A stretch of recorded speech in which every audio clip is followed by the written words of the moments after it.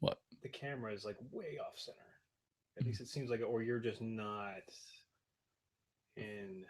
Hang on, Air's live. Yeah. Did you see my response to Solsky? I did not. Big Lovin says hello. So I'm sitting here bullshitting. I could have had the laptop up. Uh, Jason is as tired as he looks right now. yes, yes. You got to get better at faking it, like me. Uh, Giant. it's just been this constant just barrage of shit that's been piling up over weeks, and now it's just like my body is just ready to just shut down for a while. It wants to shut down for a while. Yeah. That's why leave exists. That's why, oh, it's a working Friday for everybody else. Yeah. And on Monday, you should be taking leave. Did I tell you about my leave situation with the retirement and all that? You did, but With the guess whole what? only getting 8 days, like total between now and my retirement date if I do it that way. Well, I Did I? mean, I didn't tell you about that. I can't remember if I did or not. So okay, so I did the math. okay. I'm I would retire in September of 21, which would give me exactly 3 years of senior. Okay. Being September, right before the fiscal year, means that I could conceivably carry over almost 90 days of terminal leave Right. up to that point. Unfortunately, my balance is only, if I wanted to do that, I can only take 8 days of leave between now and the time I retire to have a full 90 days up to that point. So, I don't know. I don't know if I'll last. Yeah, you're going to need to take a couple days, dude. Well, yeah, I've got 8 of those days I can take. Yeah, sooner than later, so you don't get so burnt out to the point where it's. Oh, yeah, I think I'm already at that point. The point of burnout. Oh, I got one thing I can talk about, which I forgot to talk about As last week. I have one thing also. Where did it go? Is it here? Oh, there it is. Okay. So I need to grab something from the Sacred Jedi text. Oh, if I can find it. So I was I was watching. Actually, I should save this for the show. When I was watching Attack of the Clones, remind me sacred text story Okay. when I was watching Attack of the Clones. When we're actually talking about Attack of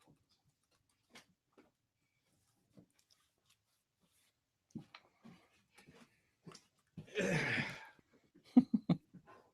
Clones. Energy levels are high on this Monday.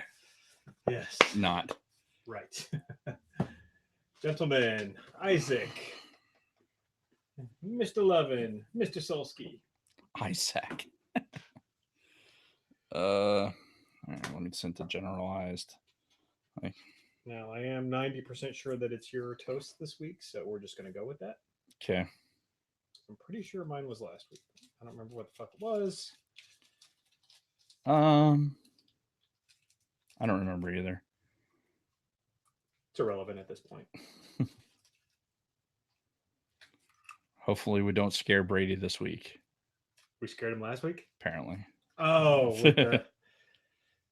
with the future talk. Can you see the Attack of the Clones? Yes, you can.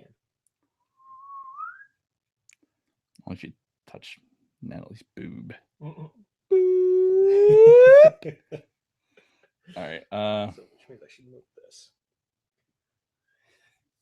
You should show them the big glass. Oh yeah. They're... See, it may on camera, it may look like a normal size glass, but oh no. Oh, I just have tiny hands. Tiny hands. The drawing is not to scale. Yeah.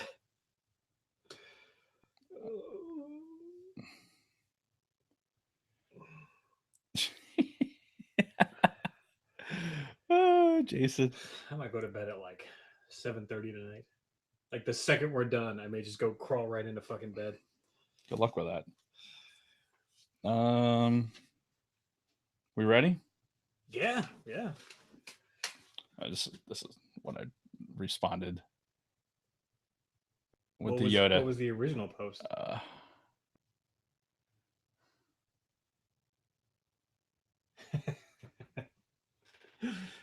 Well, you should always talk to your family anyway. At least once a day, just to let them know you're still alive. Allegedly. Allegedly. Oh, big love and missed us. Oh shit! Warm blanket. No, we don't need warmth right now. We really don't. I might fall asleep during the show. Yeah, maybe. All right, got my When notes. was I been there? Got my 4 pages of little notes. Oh, you know what? I did have notes that I took. Excellent. So you should probably start 30 seconds of silence before you fall asleep. All right.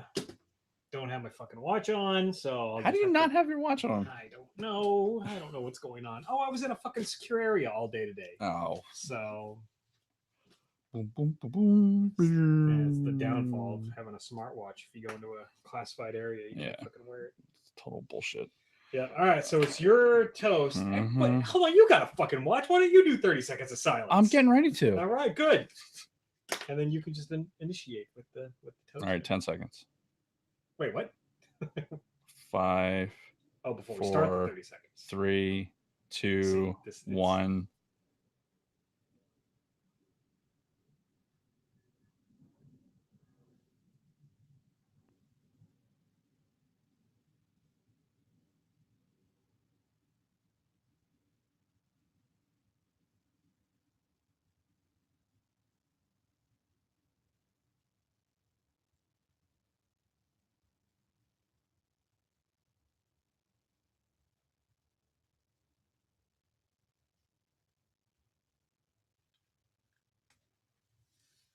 To our loyal listeners.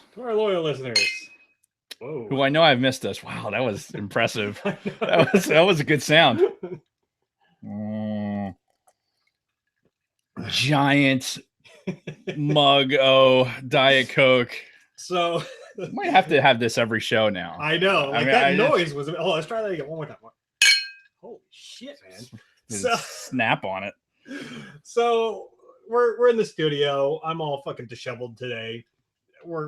You might pick this up throughout the course of the show, and forgot to get glasses, our typical glasses that we get before the show starts. You also did you hit record on the GarageBand? Oh fuck! Good call. No, I did. Sound check.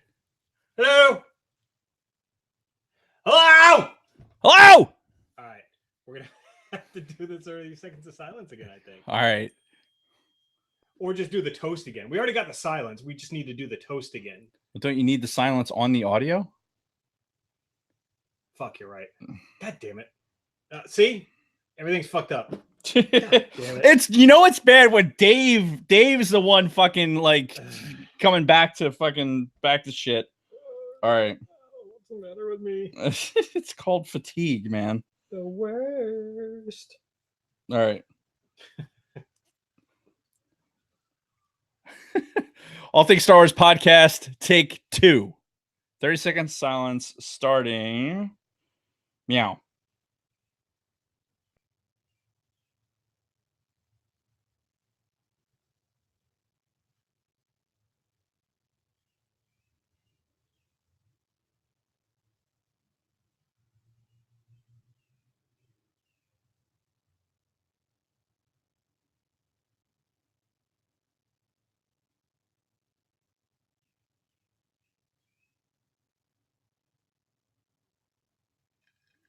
To our loyal listeners.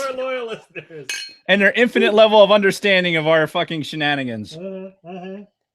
If you're not watching us on YouTube, or if you didn't watch this on YouTube when it aired live, then you missed all kinds of pre-show nonsense. So to include my wife giving us these wonderful glasses as we got here, we're all of the giantness. We're very disorganized this week, which you may get a glimpse of as we go through the show. But Jason's disorganized this week. Dave is same as it ever was. Yes. So I'm just joining Dave now in the realm of infinite fatigue. Yeah. And I text my wife from the studio. Hey, My wife. can you bring us out glasses? Because we forgot to bring out glasses for our drinks and the toast and all that. She comes out and she brings out cups, like those Tervis cups or whatever the fuck they're called. Yeah. And I'm like, plastic Tervis. Yeah. Bonk cups. Yeah, it's like, well, that's not really going to work for the show. Could you bring out glasses? So she just turns around and leaves. I wasn't sure if she was actually upset or just feigning upset. But anyway, she comes back with these massive fucking glasses. First of all, this Rainforest Cafe collector drink mug. And then Dave has this, what is that? About a liter? It's a liter of cola. Yeah, it's a beer mug. Hoffenbras. And it's fucking massive. It's Hoffenbras, like Pittsburgh, yeah. And you've got to be able to fit a liter at least of fucking. Well, I've had a few smidges. It is actually it's stamped in it 1 liter up to there. Nailed it. Liter of cola. That was just with my eyes. Right. So Dave still not has notes. Wait a minute. Hang on 1 second. Dave indeed does have notes. Look at that. Suck it, Solsky. And hello, everyone, and welcome back to All Things Star Wars, the greatest Star Wars podcast in the galaxy. I'm Mr. Jason Roscom. With me here each and every single week, that guy, the something to my something, Dave Martin. Hello, Dave. Hello, Jason. How are you? I'm obviously not as tired as you are. Yes. It's been a long few weeks. Fuck, I don't know. I don't even know anymore. It's all melding together. Like yes. Time is just like what happened on Saturday. I don't remember. I have a vague recollection of today. Yeah. Speaking of which, what are we talking about today? I think we're talking about episode 2, Star Wars Attack of the Clones. I sure hope so, because that's what my notes are on. Yeah, well, that's what we're doing. Regardless, and this was kind of one of those things where it's like, did we decide on a topic? Yeah, I think we decided. Yeah. Fuck it.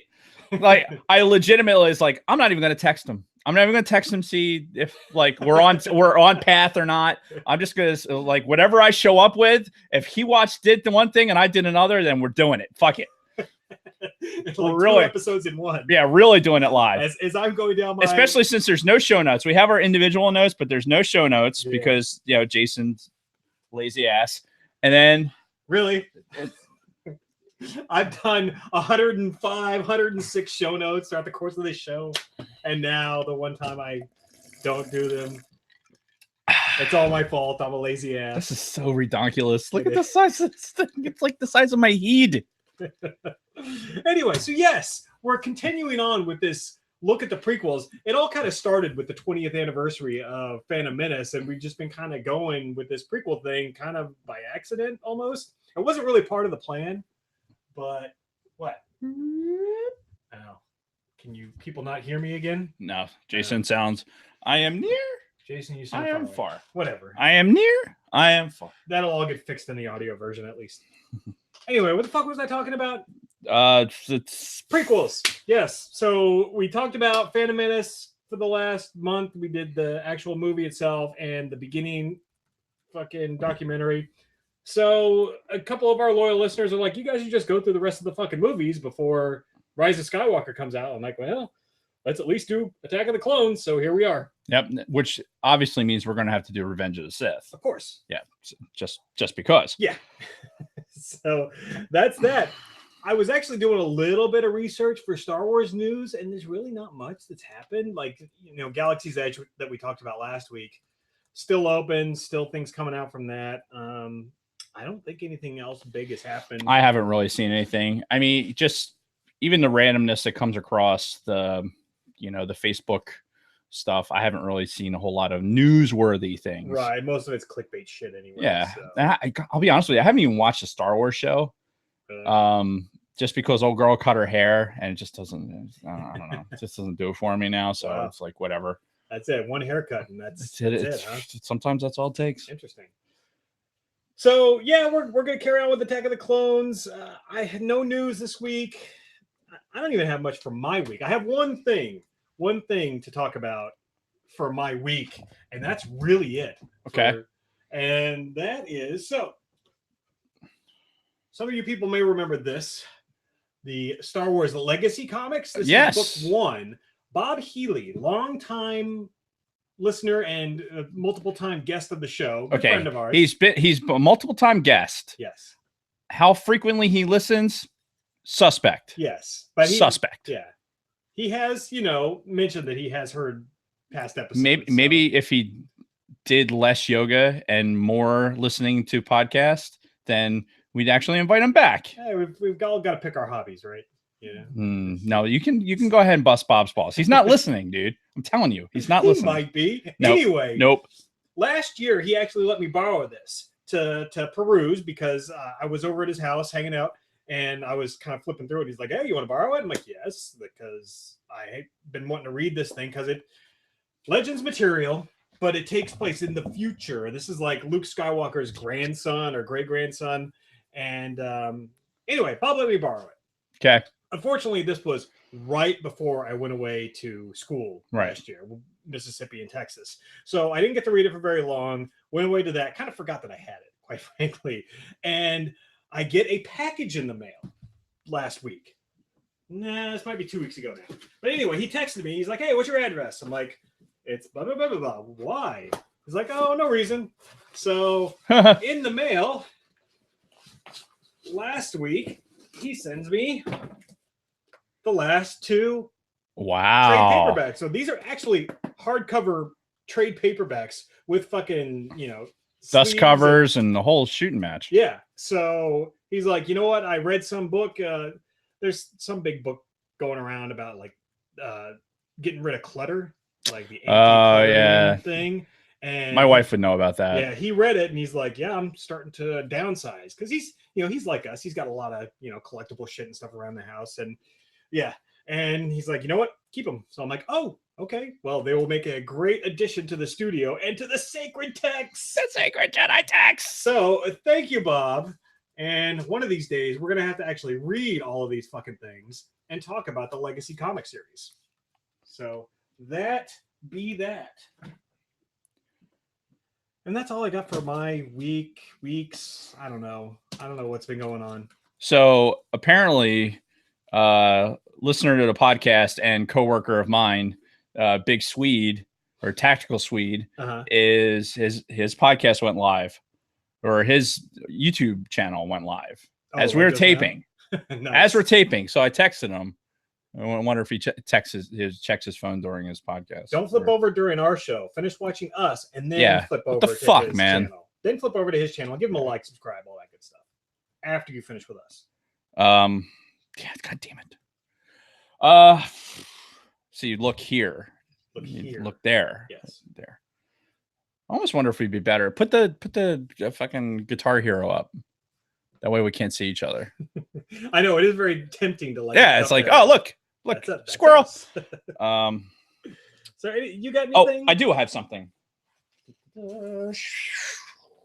What's this? One may or may not have procured a Star Wars TIE Fighter owner's workshop manual. Yeah, which I have not read yet. Oh. This is still virgin, but check that thing out, man. It is both for the Imperial and First Order TIE Fighter. Oh shit. Full color pictures, cool, all kind of cool little smidgets in there. Really looking forward to kind of digging into that, and a must have for any TIE Fighter enthusiast like yourself. Like myself. Nice. It's got a bunch of the different models, the bomber. There's a TIE command shuttle. Is there really? I've never seen that before. Nor have I. Does it have like references, like where it's from? It looks like somebody was doing a model kit and then accidentally inverted the fucking solar panels. That's great. Oh, was that one of the ones that was? That's the executor. We'll figure it out. But no, that's great. And it was off Amazon. It costs about as much as books cost. Yeah.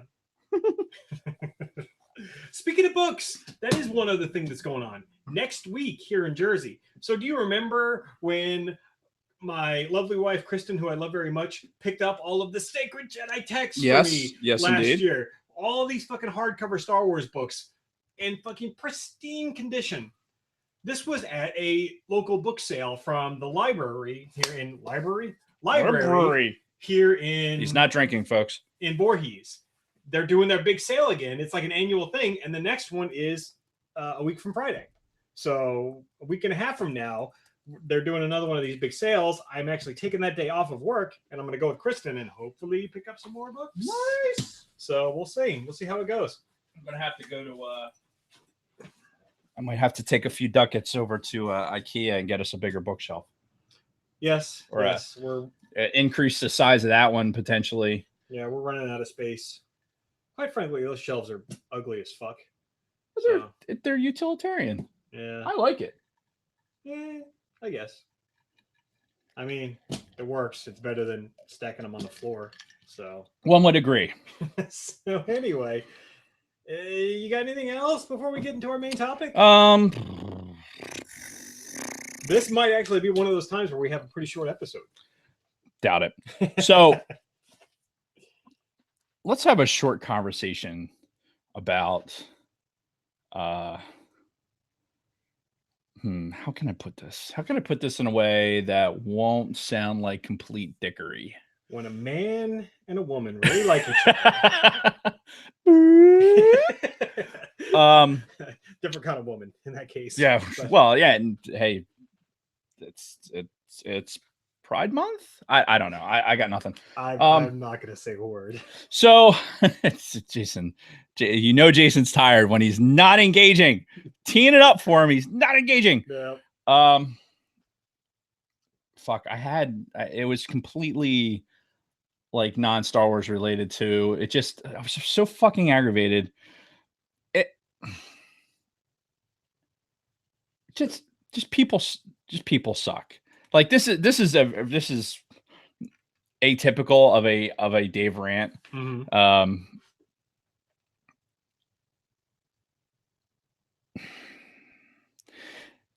Mm-hmm. There's it's right there on the tip of my tongue. I need to fucking puke it out.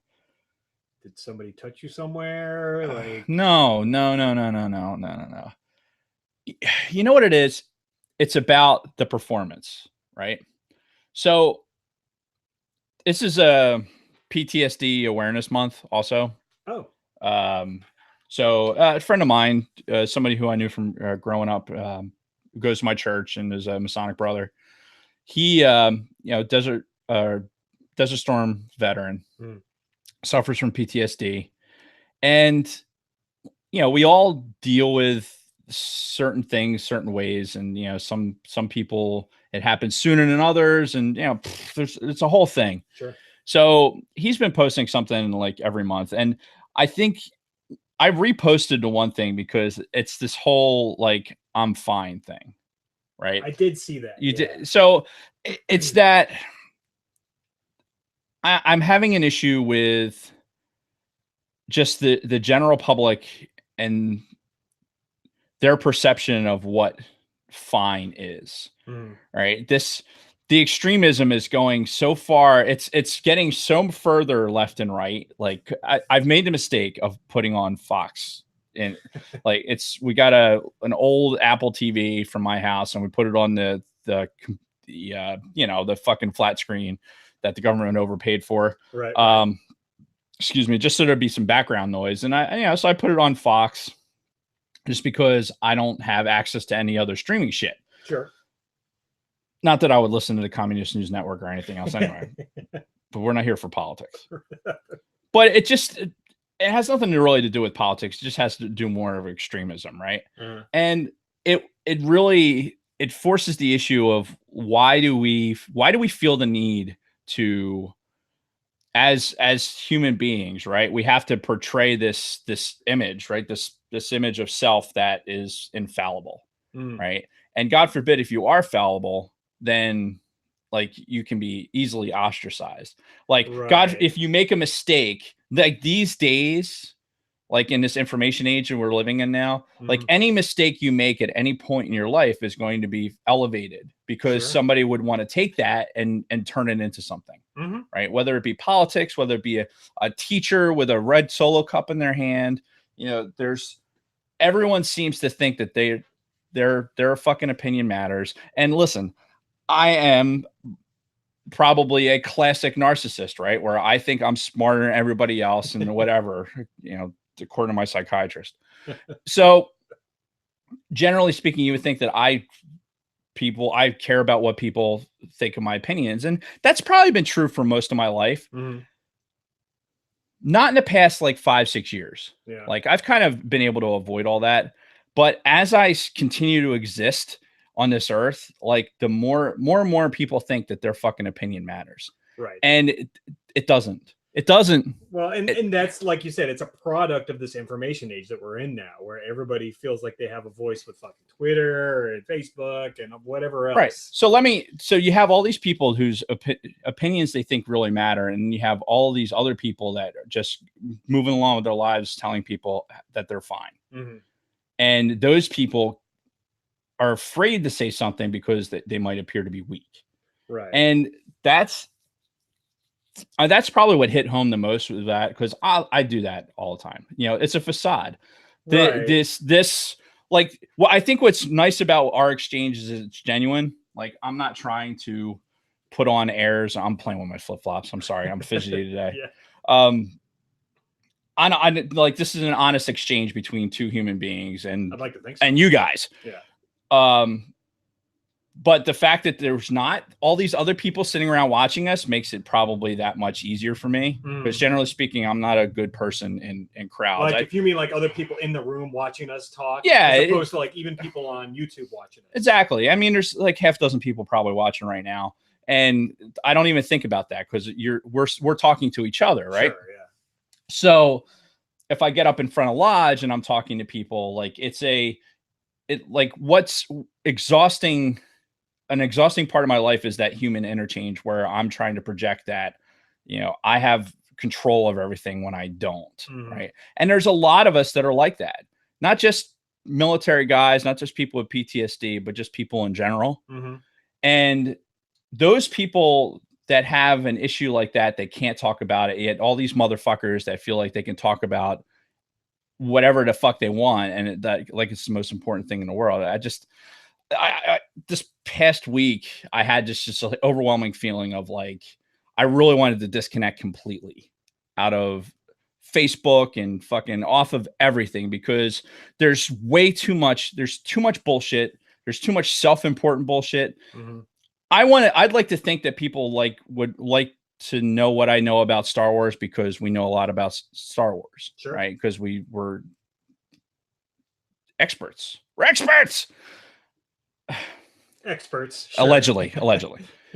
We watch it a lot. If we made $1, we'd be paid experts for that's Star Wars. Paid consultants for Star Wars, right? There you go. But and even like think about work and what our subject matter expertises are, and like, okay, that's all cool.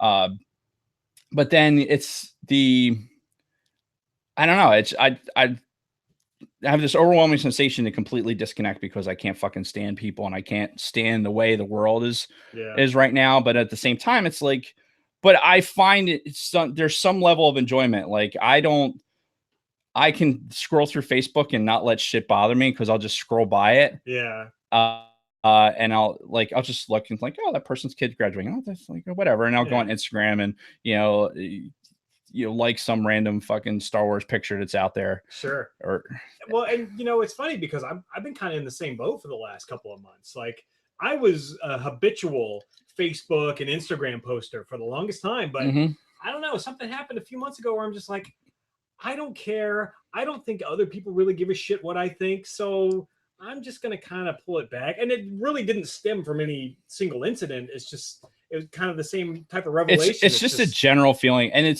we're getting into this thing. And again, it's not about politics. It's just about how, as I listen to the shit in the background, case in point, I think I talked about it last pod, was hey, it's women's World Cup soccer, right? So I just watched the game yesterday too. Awesome. Nationalistic pride, right? Yeah. Go USA. America. That whole fucking big deal that people were making about, like, the excessive celebration and everything else. Yeah. The fact that the fucking pundits, even on Fox News, were like, you had some fucking talking clam who just stood there, was sitting there and been like, well, we're trying to teach our kids about sportsmanship and stuff. Fuck you. teach your kids how to be fucking winners. Yeah. Teach your kids how to be winners. By being a winner, you can accept losing. Does that make sense? I'm a sore loser. So I probably shouldn't talk, but I know I am. I know, because I get like, I when I'm competing, I'm fucking want to win. Yeah. Right. And not everybody has a competitiveness to it. Right. Not everybody's a fucking an alpha. Dave's the kind of guy that when he's losing the board game, it's time for him to flip over the board. Funny story. So in third grade, something like that, there was this program, right? It was called the EPIC program, the enrichment program for intelligent children or some shit like that, which they probably couldn't even have these days, because you're like, they can't be intelligent and everyone else is not intelligent. It's discriminatory, obviously. Right? Really what it was like where all the ADHD kids hung out, because like we all were quick doing homework and fucking picked up on everything, but I would actually physically get up and wander around the room like and distract other kids. So they put me in this program. Part of my problem was being hyper competitive, like playing checkers or chess or something like that. If I was losing, I'd throw a fucking board, because fuck you. And I was just joking. Yeah, no, that was me. Wow. So at an early age, I had to learn how to fucking be a better loser. But I'm not good at it. Right. I'm not good at not knowing things, and I'm not good at losing. But I know that within myself 44 years later. But saying that, it's be winners. Like let your kid be a winner. Let your kid know the feeling of what it means. Like, yeah, there is sportsmanship. Mm-hmm. And being a winner and knowing how to win is going and having that celebration, knowing you did such a good thing, and then going over and fucking, consoling the fucking other team's goalkeeper, right? Or doing something like that. It's like, hey, it wasn't a fair fight. We kicked the shit out of you. Look, keep your head up. You got other games to play. It's not single elimination. It's a tournament, right? So go out there and you fucking play. And on the flip side of that, there's nothing wrong with taking an ass kicking every once in a while. No. Like what did Yoda say? Failure is the greatest teacher, right? Exactly. And you're going to lose. Even the greatest, are going to take a loss. Yeah. Being a 300 hitter in baseball is going to potentially get you a Hall of Fame career. Mm-hmm. And so you're failing 2/3 of the time at the plate. So anyway, it all encompasses into that notion where so many people are so worried about what other people are thinking of them, mm-hmm. that they feel the need to say something that would be deemed appropriate, right? Or deemed like, oh, well, if I don't support the Pride Month, then I'm obviously a fucking bigot and a racist, right? No, I'm not going to go wave a flag. I don't think the Pride flag needs to be on a U.S. embassy. I don't think it needs to happen. That's not what the flag is for. Right. Remember what the fucking flag is for, which, by the way, happy Flag Day a couple days ago. That type of shit. It's like, look, you have to separate that. You have to separate this nationalistic idea from the 1/3 of the people who are watching this shit on fucking television, watching the Fox News and the CNN and all the other bullshit. Mm-hmm. And remember that there's other people going about their lives without that point of view, without that frame of reference. And it's not that they are against it. It's just, it's irrelevant. And how the fuck do we live in a world where Twitter is so fucking relevant? Why do I give a flying fuck that OJ Simpson is on Twitter? Why is that news? It shouldn't be fucking national news. That's the kind of shit, like every 5 minutes it was on the fucking news about OJ and his goddamn Twitter account. Yeah. Like, if you're so at odds with the fact that OJ is on Twitter getting even, then don't follow him. Don't pay attention to it. Fucking let it die on the vine. Mm-hmm. Like, you don't have to report it. Mm-hmm. You can just leave it the fuck alone and it'll go away. Yeah. But the fact that you're going to go ahead and light it on fire, guess what? Now everybody's going to pay attention to it because everyone loves a fucking train wreck. Mm-hmm. So now, in this entirety of like all this shit, all these people have something to say, and all these people feel like they have to say something because otherwise they're going to be seen a certain way. Meanwhile, I'm fine. Yeah. Back to you, Jason. No, it's a very good point, and I'll just kind of finish it with this. I think a lot of the whole putting up that facade, like, oh, I'm fine, don't want to show weakness, that could be like a tribal thing, like an evolution thing. You know, back in the day when we were, you know, hiding in caves, all terrified of the sun, you didn't want to show weakness in the tribe, or yeah, because you would get, if you were the alpha and you were in charge, the second you showed weakness, somebody was going to take over. Yeah. So there is a control aspect of it, and I think when you have a bunch of alpha types that are running around and, you know, like, okay, we're in the military, your whole idea is to go kill people and break stuff. Yeah. And then you come out of that, you don't want to show that weakness. You just like, all right, this is, but inside you're in turmoil.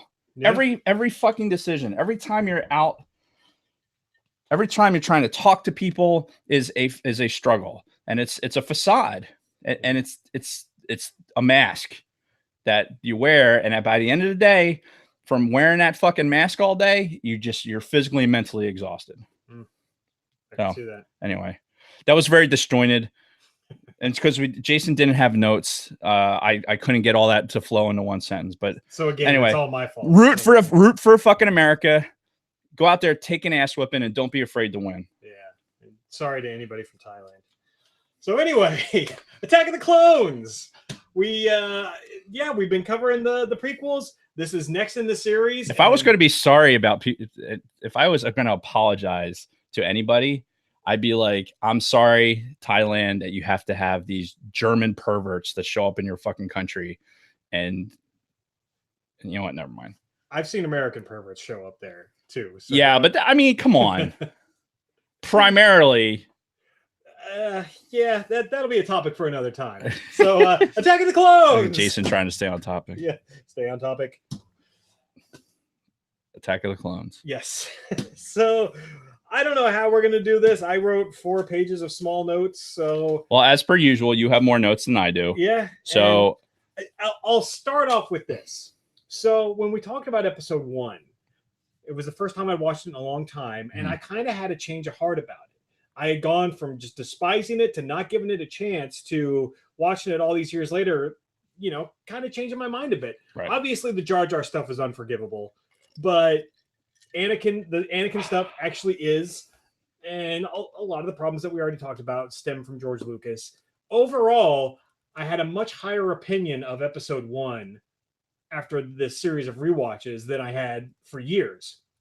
Sort of the exact opposite thing happened with episode 2 this time, because if you go back and listen to our very first episode of this podcast, when we ranked the movies the first time, I ranked episode 2 as the highest in the prequels for me, because for the longest time, it was my favorite of the prequel movies. Right. After this rewatch, I'm like, oh God, what was I thinking? So yeah, we'll get into it. Yeah. My first note was ick. ICK, because I was actually, we had talk about having shit on in the background, and my brain just sick and tired of fucking, the news. I threw this on so that I knew I'd be able to watch it. I had to watch it in like 10-15 minute spurts, just because, I had to work. Fucking bullshit. But I did. That's how I was able to get some notes and actually sit down and watch it, as opposed to watching it on my phone while I'm in the car. Right. But yeah, so I sat there and watched it for a good 15 minutes and just was like, this is fucking horrific. Yeah. I was in the same opinion as you. I was hoping that after episode 1, maybe like the things that I liked about episode 2 would like really stand out. Yeah. Not so much. Yeah, it was fucking weird, man, because I was expecting the same thing, but I'm watching it, and the first, I don't know, 3/4 of the movie, it gets to a point towards the end where shit picks up and it actually gets pretty fucking good. And I think it was that last part of the movie is what I was holding on to, and what, really kind of made it one of my favorite of the prequels. Completely just forgiving everything that came before it, but I just couldn't do it this time. This could easily be a much better movie if they eliminate the first hour of it. I mean, honestly, like one of my first notes is early scenes with Obi-Wan are fucking painful. It's that transition period. Like, okay, we want to age Obi-Wan. So Ewan McGregor looks ridiculous. Like, that hair, he man. Physically looks ridiculous, and he's overdoing it. Was his beard fake in this? Like, his beard looked fake. Like, I think it was actually real, but it was just so like the way natty. It just the way they had it trimmed up, and they wanted him, like, you have to appear older. Yeah. Now talk like this because you want to show that we've progressed through time because we're gonna have a montage. Oh, yeah. Or no, the problem is Star Wars doesn't have montages, so you have to jump into this understanding that okay, Anakin's obviously aged because he turned into a fucking 6'2" fucking human being all of a sudden. Yeah. Over a period of however many years it's supposed to be. He'll always be that little boy I knew on Tatooine. Yeah. But. Well, I would rather have the little boy that he knew on Tatooine. Yeah. Wait, that doesn't sound good. After I just said it like that, that doesn't sound good at all. I'm going to take that audio clip and I'm going to put it on a loop over and over again. Oh my God. Some parts of the beer is actually fake, according to Brady. It looks fake. It really does look fake. And his fucking hair, that like kind of half mullet gimmick that he had going on, it's like, what the fuck is going on? So I'm really, Brady brings up a point about the book stuff add to the characters. We can talk about that here in a minute. I'm just talking solely from the movie standpoint. Yeah, because we're just looking at the movie right now. Expectations for what going into. I think this portrayal of Obi-Wan is beloved. Ewan McGregor's portrayal of it, people generally speaking are really interested in it. Oh yeah. But the first half of this movie, I don't know about the first half because eventually at some point you stop.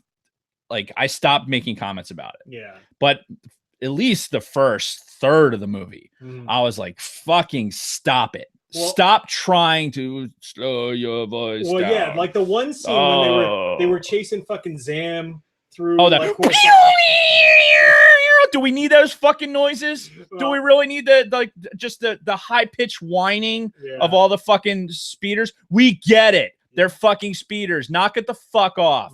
That shit right there, I was like, and then the fucking Force dialogue with what did I tell you about the power couplers? That just dumb. Yeah. Just fucking dumb. You could have had perfect silence and just a chase scene. Like, did they talk during the fucking pod race? No, they didn't. Except for the boom, except for the fucking idiot announcer guy. Yeah. There was no conversation between the pods. You could have had this entire chase scene through the streets of Coruscant with the graphics and with the CGI and been perfectly fine. Instead, you are forcing dialogue on us, and it sucks. And and they shoehorn in this whole Obi-Wan not liking flying. Like, where the fuck did that come from? And Master and Commander. Did it? Yeah. Okay. Well, then I'll have to get to that at some point. But I mean, up to this point, even with episode 1, you never had that sense that he had any aversion to flying whatsoever. And then now all of a sudden they're going to shoehorn that into this scene. Well, and to be fair, I think in the Master and Commander book, it was an explanation as to why Obi-Wan. Yeah, but again, this is after. It's after the fact. Yeah, it's after the fact. However, having that knowledge now, it's okay. Now I get it, but they didn't have to make a big deal about it. Yeah. They didn't have to act that particular way. And is it flying or driving? Like, I guess it's flying, right? Yeah, I mean, because they're off the ground. So anyway, getting back to what I was saying, when they're chasing this bitch around, and then they meet up at the entrance to the bar, and he's like, "This weapon is your life." Sounding very while trying to, for no fucking reason. There was no reason for it. We did not need to make that connection. There wasn't a single Star Wars fan in the world that went like, "Well, this doesn't sound like Sir Alec Guinness." Sir Alec Guinness doesn't sound like him. So I'm obviously giving up on it. Nobody ever had that thought. But they forced it on us, and that's the part. I don't need him to be pretending to be that old, because in Revenge of the Sith, probably the best character in that entire fucking movie, besides fucking Palpatine, go for Papa Palpatine. It is Obi-Wan. Without a doubt. But in this movie, way too forced, just horrific. The dialogue's horrific. Trying to get him to force through his lines, and we want you to channel be an older guy because you're supposed to be older, because somehow we have to make episode 4, we have to make it seem like there's a reason why he's so much older. Right. So we're going to advance you in age and you have to portray this. No, you don't. You're asking us to suspend reality for so much other shit, yet you're going to force this on us? Yeah. No, I don't think so. So some of these early scenes, we're kind of skipping past some stuff, but that's fine. we were introduced to this weird dynamic between Anakin and Obi-Wan, because at first, when they're first introduced, they're going up the elevator to see Padme Right. for the first time, and Anakin's like, I haven't seen her in so long, and Obi-Wan's just, come on, calm down, relax, it's all good. And then when they're talking to Padme, he starts fucking lecturing them right in front of her. So, and then the whole chase thing that we were just talking about, all kinds of weird back and forth, no consistency with their relationship. Sometimes it's good, right. Sometimes it's bad. And how's that assassin slug fucking get past R2's scan? No fucking idea. I mean, come on, man. Or the cutting of the fucking glass, right outside of her. It's like, yeah, hey, no, R2, like right there. You see it? You see the glass moving? You're not even facing in the opposite direction. You're facing the fucking glass. Yeah. And apparently he was taking a fucking nap. Like, God, fuck it. I'm just gonna sleep. Guard dog or a security guard on duty, like, shining a flash, just holding the flashlight up like this. And then, like, talking about like Obi-Wan like lecturing Anakin at the wrong times and giving him shit. And then when Anakin's like talking about his fucking dreams about Padme, and he's like, I gotta fucking taste that shit, like he wants to fuck Padme, and he's telling Obi-Wan this. Yeah. And Obi-Wan's like, be mindful of your thoughts, they betray you. Blah blah blah blah blah. And Anakin's like, I want to fuck her right now. I was watching her. She didn't like me watching her. That's right. Yeah. And Obi-Wan's not even gonna lecture about it. It's like, just be mindful. You made the commitment and all that. It's like, whoa. Like, so something that, again, Master and Commander does a good job of is getting an understanding of why Master Kenobi is kind of like not the best guy for fucking having a fucking Padawan, because he basically, I mean, even without Master and Commander, Obi-Wan became basically, his trials were fucking waived. He got a waiver for the Jedi trials. What? And then he fucking, now all of a sudden he has a Padawan. I didn't realize that the trials were waived for him. They wrote a fucking A3 waiver and fucking, and so now, okay, not only are you a fucking Jedi, but oh, by the way, you got a Padawan, because that's what he said. Obi-Wan's like, no, I promised I got to fucking do it. Yeah. So like, okay, Master Kenobi, what? Sure. So he fucking immediately, he went from, basically what happened was he went from being a fucking senior airman to a master sergeant. Oh shit. Whoop! Right there. Left the E4 Mafia and fucking all of a sudden became a senior NCO.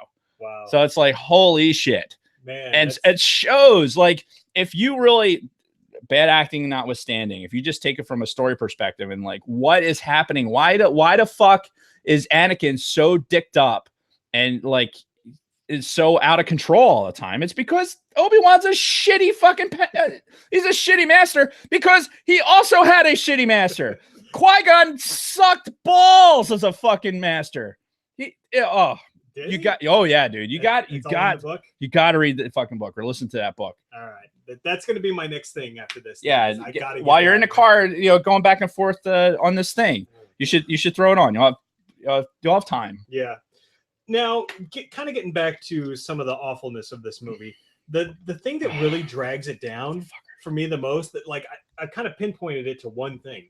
And that's Natalie Portman's shitty performance. I don't blame her necessarily, because we're talking about Academy Award winner and multiple other award winner Natalie Portman just fucking phoning it in for this thing. And I blame Lucas 100%. This is what happens when you have no separation of church and state and have the guy who's writing the fucking dialogue also directing it and be like, this is gold.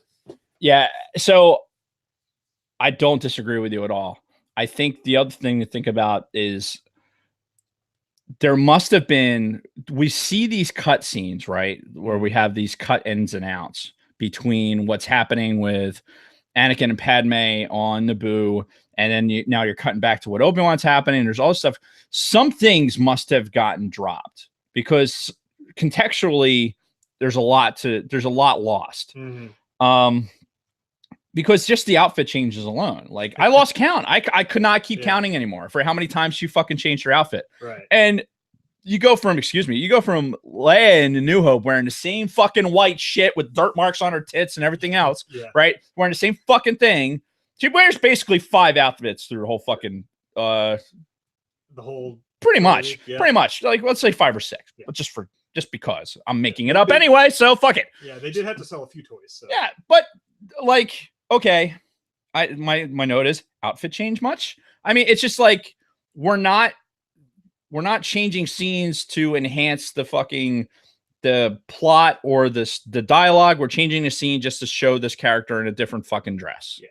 And because, oh, well, here's this set design. We're seeing the spillage. We're seeing the spillage of the CGI, which, oh, by the way, we didn't even really talk about that. It's not that good. It is, so? To me, it doesn't hold up. There were a couple of scenes, especially towards the end, where it was obvious and distracting. And yeah, I was going to point out one scene when we get to at the very end with the lightsaber battle. But I think there was real issues for me with watching this, where maybe it's because for episode 1, I know that like they were groundbreaking and with a lot of this stuff. Yeah. And then when you fast forward to episode 2 and watching, it's like, okay, you should have this fucking wired. Mm-hmm. There's no reason to fucking suck right now.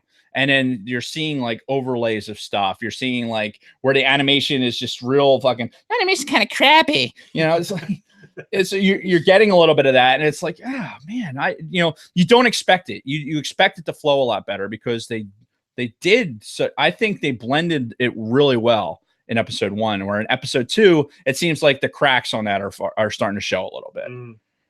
Yeah, and just kind of going back to my notes with Natalie Portman, like, you listen to her performance in the first, 30 minutes of this movie, and it's like she's a fucking android just reading text. I am a human being. Yeah. This is me trying to mimic human emotions. Human music. Yes. It's like, I do not like this idea of hiding. I think Count Dooku was behind it. And it's just like, come on, you're better than this. We know you're better than this. She had a fucking phenomenal performance when she was like 12 in The Professional. Listen, like right from the beginning when the fucking stunt double dies on the pad there. Yeah.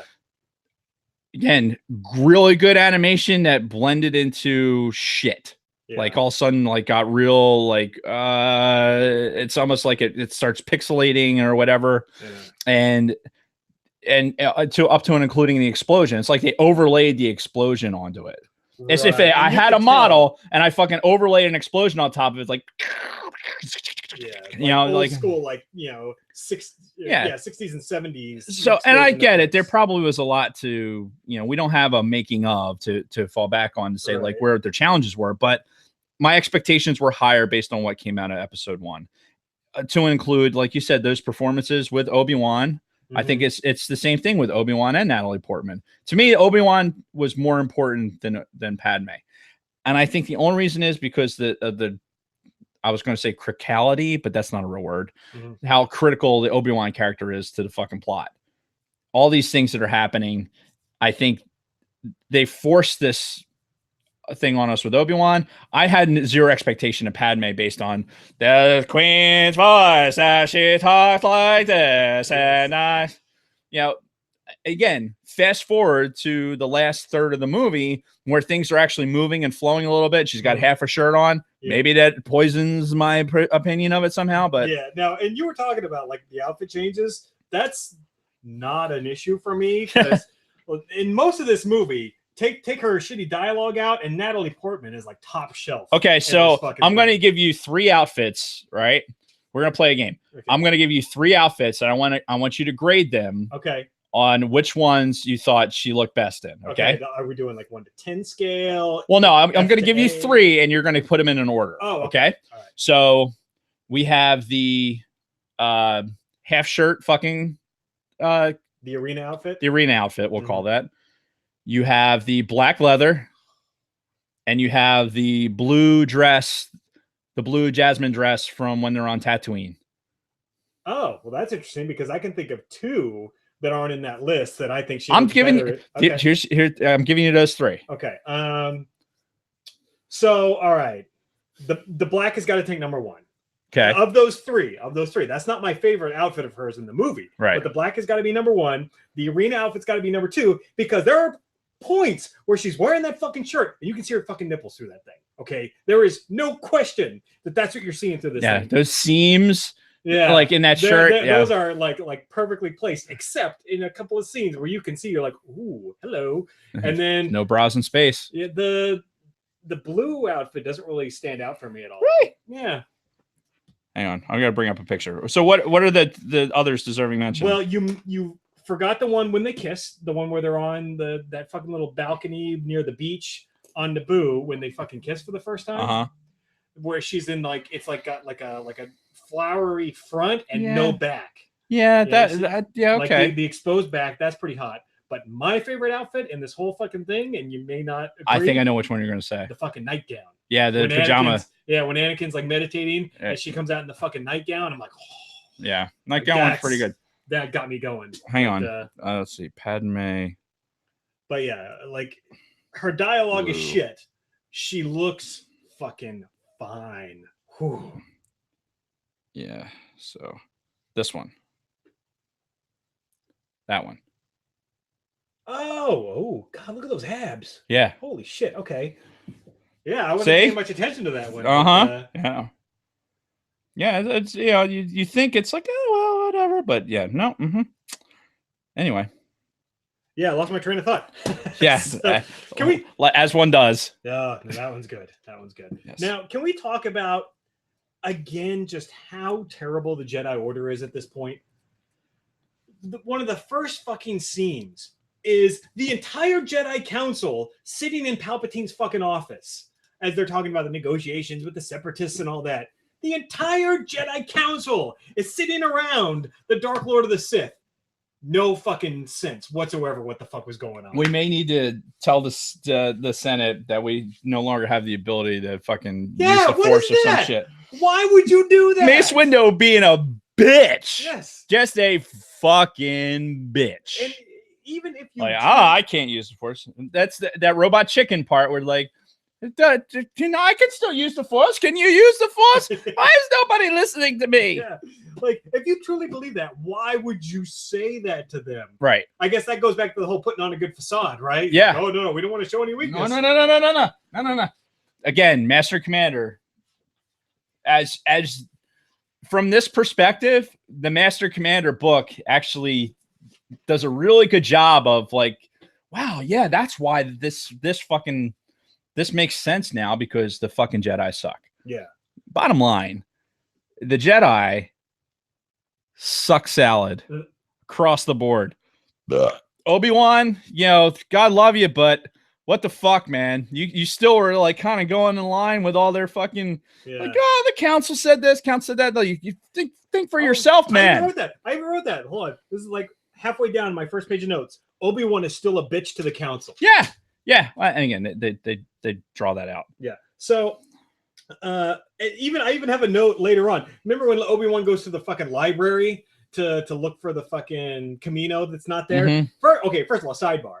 I'm watching this. Right. And my son comes up as I'm watching it when Obi-Wan goes into the temple archives and he's standing in front of the bookshelf and my son goes, "The sacred text," which I thought was great. That's awesome. But yeah, even the fucking librarian chick who we read about in the comics later is fucking arrogant. She's like, if it's not in the archives, it doesn't exist. Yeah. Like, fuck you. Fuck you, you stupid bitch. Yeah. Like, you stupid bitch. Yeah, but like they're all just so fucking arrogant. I even wrote here another note: arrogance in the Jedi. Yeah. And then fucking go in. And this is why the fucking Padawans, like all the little Padawans that are working with Yoda, right? So fucking Obi-Wan throws a cool as shit fucking planetarium out into the middle of the fucking room, right? Yeah. How fucking awesome would that be? Like, oh, I'm going to show everything in the universe. Whee! Yeah. That part would be fucking awesome. And then the kids, they don't have that institutional bias of the Jedi. They're actually still free thinking and can, actually put a coherent thought together. Right. But like, oh, that's because somebody deleted it. Like, oh, wow. What? Yeah, motherfucker. They deleted it. Yeah. Like, read a book. I know. Jesus Christ. Yeah. And then, obviously the Jedi not even knowing about the fucking clone army being made and like the whole thing with Cypher Diaz. So I will say that probably right around there when Obi-Wan gets to Camino is where the movie actually starts coming together a little bit. Yeah. Where all of that fucking introduction dialogue and everything else and Obi-Wan, the introduction to Jango Fett.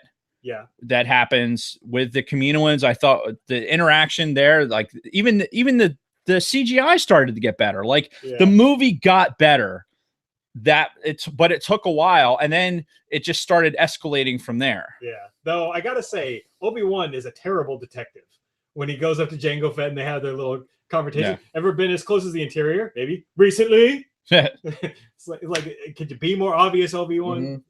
Well, I chalk that up to, look, you're aiming at a fucking 12-year-old target here. So True, you kind of have to like paint it with the obvious brush. Yeah. Now, before we get too much into the Camino stuff, you don't want to talk about the diner scene at all? No, I want that diner scene can end up in the fucking pits of hell with the whole entire Canto Bight sequence. Yeah. And Jar Jar Binks. Yeah. Like they can all fucking sit there and fester in a giant pussy in the desert. Wow. Yeah, fuck that. Fuck that scene. Let's how about for a second that we just take some more stereotypes, right? Have a diner with a fucking like Jedi by the looks of them. Yeah. Like, really? Yeah. Really? Are we at Alice's fucking Yeah. restaurant? Like, come on. And then have this big fat fuck who suddenly knows everything there is to know about fucking darts and things like that. Yeah. You know, Obi-Wan should have known what the fuck that was. Case in point, based on the Master Commander book and everything else. Slicer darts, there's all these fucking things that are in their world that he's not only do the Jedi not able to pick up the dark side in the Force reverberating, they also have shit memories. It's like, oh, in order to be on the Jedi Council, you have to have Alzheimer's. Yeah, like, right? What the fuck, man? They are so, I don't know if it's deliberate or if it's just something, it's a, I don't know, a plot mechanism or whatever, but don't need to have that scene. He could have went literally anywhere instead of a diner to fucking show up and basically be surrounded, having Ewan McGregor sit in a room that is entirely green with some fucking dude who's probably dotted up with forearms. And you could tell too. That's one of those scenes where you can tell it was CG, like especially when he gave him the hug. Yeah, very awkward looking. Yeah, it's God. Yeah, no, fuck you. Yep. Fall into a fucking H tree and die, you stupid forearmed. This was the point of my notes too, where I wrote, I think Anakin's definition of compassion is a little bit off, because when he's talking to Padme and she's like, are you allowed to love? I thought the Jedi, couldn't love. And he's like, well, we're supposed to have compassion, which I define as, what was it, like? Unconditional love, I think. Unconditional love. It's like, where do you get that? I've never seen that in the dictionary. It's called rationalization for your own, what you're justifying your own thing as you're fucking trying to play pimp daddy and get Padme in her fucking black outfit. This is where Robot Chicken tells the story like exactly like it is. Like, oh, I'm a handmaiden and a senator, and she's like all fucking slanked out, and he's all yoga. Yeah, it's like, oh, you see Anakin fucking crossing his legs trying to hide his boner. I mean, it's like, and it's like, okay, let's be real here. Like, if you really didn't want this guy making advances at you, you just had a little fucking kiss on the fucking veranda there. Why the fuck would you wear the skin tight black fucking outfit by the fireplace next? Yeah, Why exactly. is that the outfit that you pick? Why not pick a full fucking body garb or something? Yeah, put on a fucking big hoop dress. Yeah. That it automatically keeps you at fucking tack-hand distance. Listen, how about that scene where they're like leaning in for the kiss and the John Williams score? Yes, and it stops. That was fucking brilliant. Awesome. Yes. Yeah, awesome. I wrote that in my notes. Hold on. Oh, yeah.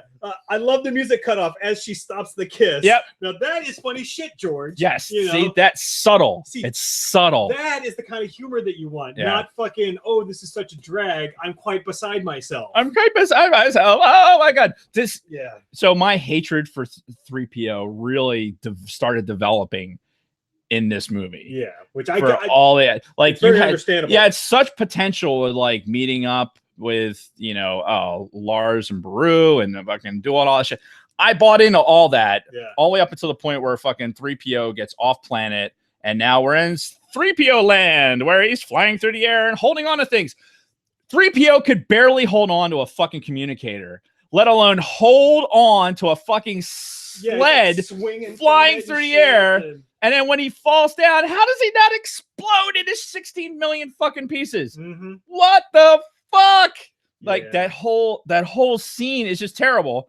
And you're introduced to R2D2 with his jetpack. Yeah. Yeah. Okay. God damn it. So fine. The droid's got a little jetpack. That's why he's so important as a fucking Lego character. Yeah. Which that was something. Did we talk last week about the Lego? The new Lego game. Okay, we did. Make sure we didn't miss that. I think there was a pretty good payoff to the R2 thing in episode 3 when he did this whole thing at the beginning with the fucking lights the fucking oil on fire. I actually thought that was actually spoiler alert. A pretty fun. Yeah. Come on. Mm-hmm. So yeah, Obi-Wan gets to the Apple Store, but I want to talk about a little theory I had as I'm watching this, and you could say I'm full of shit or whatever, but your boy Jetster or whatever the fuck his name is in the diner tells Obi-Wan the Camino is beyond the Outer Rim. So it's pretty fucking far out there, but it's in the Outer Rim territory. Something that they mention in The Last Jedi is the Resistance, and like they're looking for all of their fucking allies out in the Outer Rim. Right. It's like the last people that got their fucking backs. Could you imagine if the Kaminoans come back into this? Because Episode 9, and I have another theory about this later on, is supposed to, as JJ has said himself, bring together all 9 movies. So there's no fucking way they're not going to have reachbacks to the fucking prequels in this. And I don't know, maybe the Kaminoans come back into this because, first of all, the clones were super fucking popular, especially after the Clone Wars series and everything else. Maybe the Resistance gets their own new clone army in Episode 9? Just a theory. I base that on no facts beyond. It's an interesting theory. Now, I do know that there was, I'm pretty sure it wasn't Legends material, but they talked about how the Kaminoans were accelerating clone production, and those clones were substandard, and there was another developer of clones, and then they'd shit can the clone thing altogether. I thought this was an Aftermath. God, yeah, that sounds right. Yeah. I've heard that too, and I mean, obviously we haven't finished Clone Wars the series yet, so yes, we know, guys, but yeah, I have a feeling that they may come back to the whole clone thing one way or another, or as our loyal listener Bronco Fett mentions, the whole Palpatine clone thing, which is what they did in the Legends material. Yeah, that could be a way for them to bring him back into the and they could very well. They've already kind of introduced something like that because you have Palpatine existing in like that in the droids, the messenger droids. Yep. So interesting. Episode 10, Return of the Clones. Yeah, no. And no time travel either, folks. As Obi-Wan's getting the tour of the Apple Store and everything, the dude is like, this is one of the finest armies we've ever made.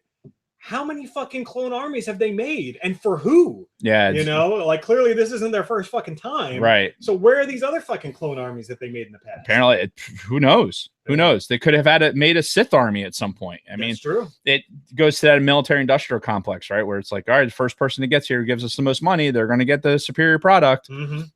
So we're kind of glossing and glazing over like some fairly obvious plot points with all that because we know the outcome, right? We're just lambasting the fucking movie, but and maybe I'm not jumping too far ahead or too far behind, but so let's talk about the Sand People. Let's talk about the elimination of the fucking tribe of Sand People. Yeah, because that was one of the better parts of this movie. It made so much fucking sense. Yeah. In the context of even coming back to it and then looking at it, like, because this isn't the second or third time we've seen this movie. I mean, I at least a dozen times I've seen this movie. Oh, sure. So easily. And this is where you really like the ability for Anakin's emotion to completely take over. Yeah. His, like, he knows what he's supposed to do. But even getting to Tatooine is like, I fucking have to do it. Yeah. I have to save my mother. And goes back, fucking hops on the speeders, like, peace out, bitches. Yeah. Right. Oh, and well, how great was it seeing fucking old Watto, like with the fucking scraggly beard, fucking flies all around him, And I also wrote the note. So basically, Klieg Lars is a fucking plantation owner who fucked his slave. Yeah. And eventually, and put her out. Yeah. So that's a whole nother romance novel side of the fucking Star Wars universe. Yeah, but the Anakin part, the thing about that too is it's very believable, and I think anybody could put themselves in his shoes, and being in that situation, they probably would have done the exact same thing. Like 99 out of 100 people, fucking your mom gets killed, you've got these powers, you're like, fuck these people. I'm gonna murder every one of these motherfuckers. So let me throw this at you, because this is what I thought of this time watching it. Mm-hmm. Shmi's alive. Why? Oh, let me give you a theory. This is what I think. Okay. We know that Palpatine created Anakin. Right? Oh, I already see where you're going with this. What if the Emperor is what if the Emperor said to this, like, basically influence the Sand People to go pick this broad up, right? Because why else would they fucking have picked her up? Why her? Right? So they pick her up. Right? Keep her tied up, fucking torture her, rape her, do whatever the fuck it is that they're doing to her, right? I even wrote that in my notes. Like, what the fuck were they doing with her for a month? Yeah, they're keeping her alive. Right. Why? Yeah. I think that the Emperor is influenced, or my theory is that the Emperor has influenced them to the point where get this broad, but you got to keep her alive for whatever reason. Yeah. And with her being alive, torturing Anakin. Right, because he could sense it. Knowing that Anakin is going to go through this and he's going to have these nightmares and these force visions. I think Palpatine knows that this is the fire that's going to stoke him turning over to the dark side. And that's Palpatine's MO. Like, he plans ahead and he manipulates everything. Yep, we have all of this universe to fucking that point to him being able to do something like this. Wow. Why else would, like, it's such a this is probably the biggest turning point in Star Wars. Yeah. Legitimately. Sure, yeah. Luke being the father, or Darth Vader being Luke's father, or whatever, like in the original trilogy, but in this context, when we're here in the 5th movie, to have this type of turnabout, I would love to think that George is smart enough to go, like, yeah, at the end of the day, why is she here? Why is she tortured? Is it random? Is it random that the fucking son of the chosen one's son, thank you, is fucking going to come there and liberate her, still alive. Her dying fucking breath is to recognize that he's there, to just fucking put the cloak of the dark side over him and eliminate every fucking living thing in that camp. Yeah. I think Palpatine's hand is directly involved in that. That makes 100% sense. I mean, honestly, you're probably right. It seems plausible. It fits exactly what Palpatine's been doing up to this point, because he only thinks long term. Like, he is not a short-sighted person. Like, he plans this shit out for decades. And we know that he's playing Anakin, like, coming in the chamber. Oh, they finally gave you a mission. Like, he's playing up that side of it. Like, hey, you're the best Jedi they got. You're going to be I picture you being the strongest Jedi. Why isn't Anakin going, like, why the fuck would he picture me as being like, he's just but they roll with it. Yep. So it goes to show he's stoking all these things, and then, oh, by the way, I got your fucking mom being tortured by a bunch of sand people right now. Yeah. Like, that a sentence like that you can't even say in today's society, because people will call you a fucking all kinds of bad things. But that's the reality. Like, this is what's happening, and you're gonna go fucking free her, and that's gonna draw you closer to me. We skipped over the Sound of Music scene where Padme's running up the fucking hill with her arms out. Oh God, that was before they trotted off to. And when he's riding the goddamn anteater or whatever the fuck that is some of the terrible CG, like him on top of that thing, and it's like, oh, this looks awful. And I wrote in my notes, like, this is just so awkward. Like, when he feigns being hurt and she runs up to him and he turns over and then they just roll for no fucking reason. I'm just like, oh, this is awful. Should I just leave the room? I mean, this. I'll come back in fucking 5 minutes when this bullshit is over. Yeah, but no, the scene with him slaughtering the fucking sand people, perfect.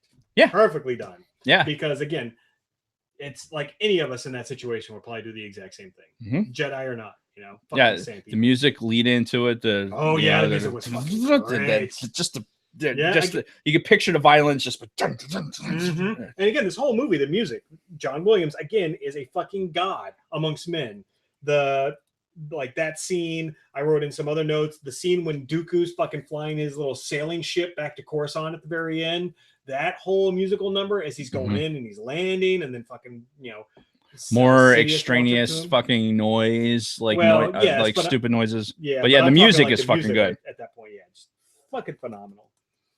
Oh, and then we had you talk about the noise, the seismic charges when. Well, see, I like the way they did the seismic charges because in the theater, like sitting in the theater, like first time I saw this was when I was in Cedar Rapids, Iowa. Yeah, and we were out there for a class, and got out of the class at like 1 o'clock, and went down to the movie theater, and it was like the first week it was out. Yeah, and to see it in the theater with the full sound experience, just it's kind of like the explosion at the end of or in Last Jedi. Sure, that same effect. You had the silence and it was just crazy. And let's face it, like up until this point, like for us in this time frame, was it 2001?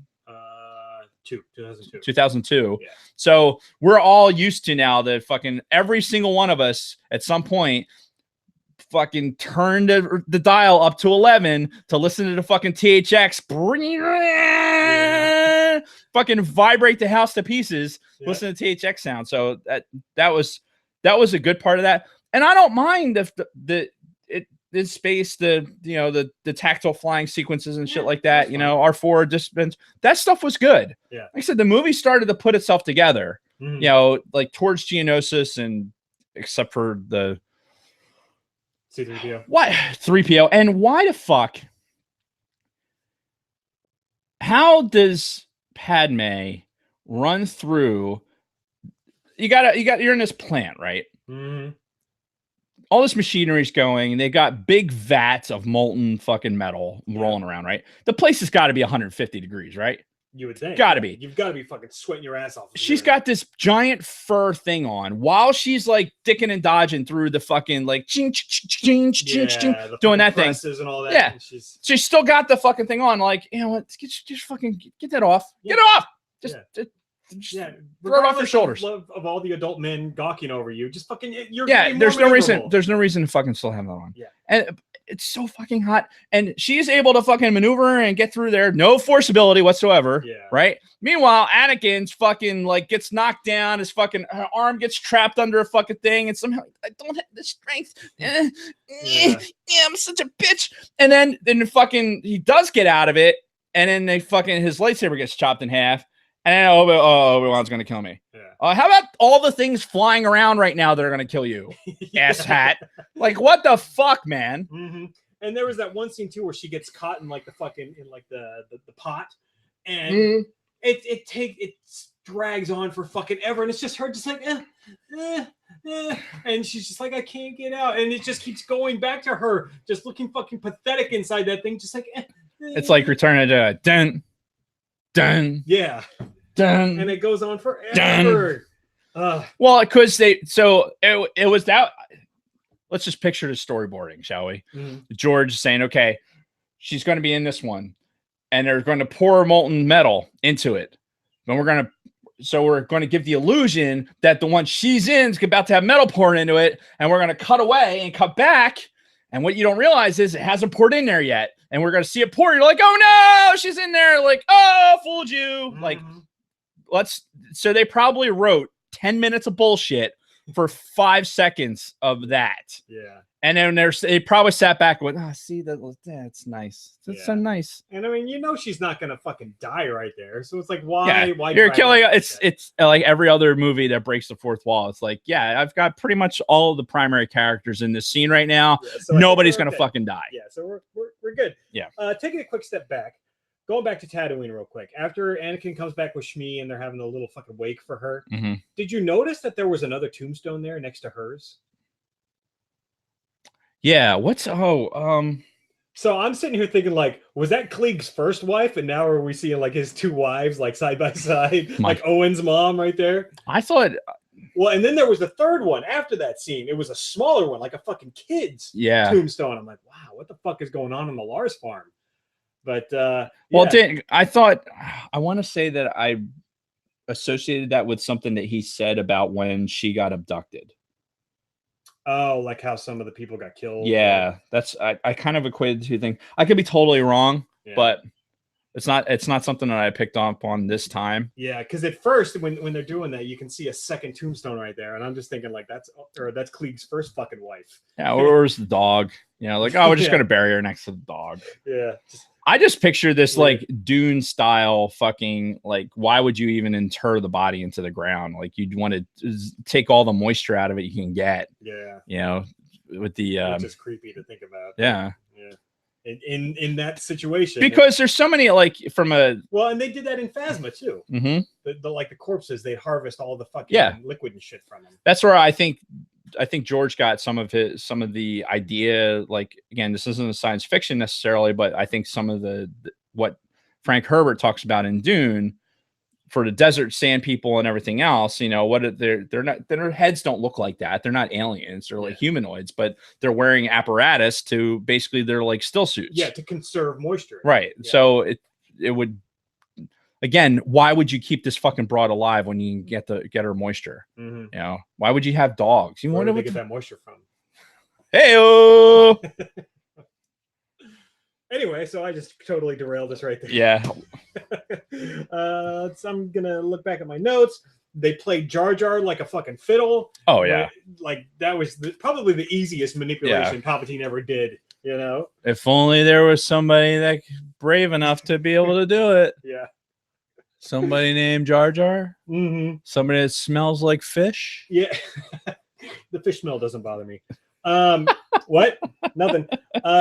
So we don't see Dooku for the first time until like 70 minutes into this movie. Mm-hmm. I can't think of another Star Wars movie where something like this happened, where we're not introduced to a major character until way later on in one of the movies. Yeah, I don't know. I'd have to really think about it. Yeah, but Dooku comes in much later as part of this whole separatist movement. We've kind of talked to him, you know, quite a bit lately when we're talking about the Dooku book and everything. Still don't have that middle part though. We have his whole time as the Jedi now. At his end of his run in the Jedi Order, where he's like, you know what, fuck you guys, I'm out. But where did he go from that to basically being a fucking cold-blooded killer Sith? You know, that we're still missing that in between there when he comes across Sidious and and in the Master Commander book, that's not the focal energy of the book. No, I wouldn't think it would be, because that's more around Qui-Gon and Obi-Wan. Yeah, so I will say that my personal theory is that Dooku was never fully a Sith. And I think Palpatine knew that. I think as far as apprentices go, Dooku found a lot of this dark side stuff like on his own. Yeah. Like in the Dooku book, where he's with Ventress and everything else, shooting lightning out of his hands, that type of shit. I think he was already on the brink of having that, because he had already made the decision to not coincide with the Jedi Order well prior to Palpatine. Now, how much Palpatine had an influence on that, I don't know. We do know that they meet up in the Dooku book when he was a young Jedi. Very briefly, but so how much that had an influence, how much did Palpatine like see into the future that the Dooku was going to be part of it? Who knows? But I think that Dooku I think Palpatine was so easy to fucking let him go, because Dooku was just a vessel to fucking get Anakin closer to him. Yeah, just like, you know, the way he used the fucking Trade Federation people, he used Dooku the same. Dooku was never part of his long-term plans. He was a means to an end. He was just, you know, even if he was powerful and everything else, there was probably, I think, to Palpatine looking at him going like, you know what, you know, he was a ruler of people. There was still a lot of good in him. That it was the emotions that he played off of. So I'm going to use that to eventually get ultimately my biggest fucking cash cow in Anakin. Yeah. Big, heavy breathing fucking. Before we get into like the better parts of the movie, I wrote C-3PO is the worst. The whole factory scene was lame and way too long. Yep. That factory scene seemed like it took so much longer than it needed to. The best line in the movie was just before that, when 3PO and R2 are on Tatooine, right? or no, I think it's right when they land on Geonosis. I forget exactly when it is. But 3PO says to R2, for a mechanic, you do an excessive amount of thinking. I thought that was fucking great. Yeah. For, you know, we're both former aircraft maintainers. That to me, that just was like, oh, that's fucking brilliant. Like, yeah, you know, we're not meant to think. We're meant to go out and fix, and that's basically what R2 is. So because we were introduced to him as a mechanic in episode 1. But and that's when him and 3PO have that exchange. Like, oh, what does that mean? That means I'm in charge. And R2's like, yeah, go fuck yourself. And then rolls away from him.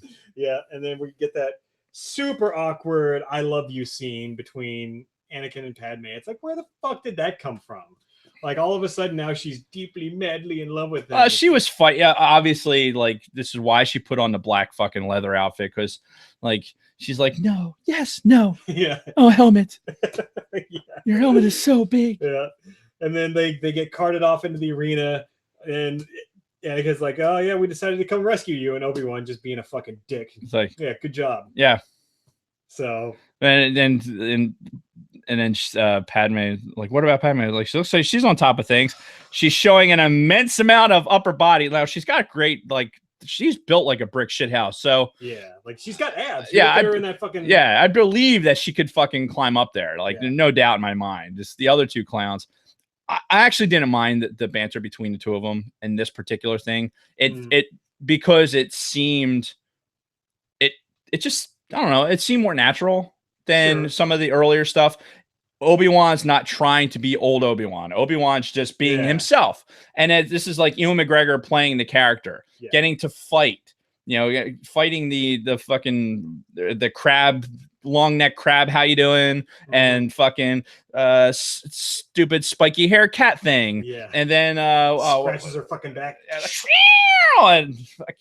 And this is also the one time where the fucking Neimoidian like shit actually he hates her so much. He's like, oh, and I was, she can't do that. Shoot her or something. And then Dooku's like, just stop.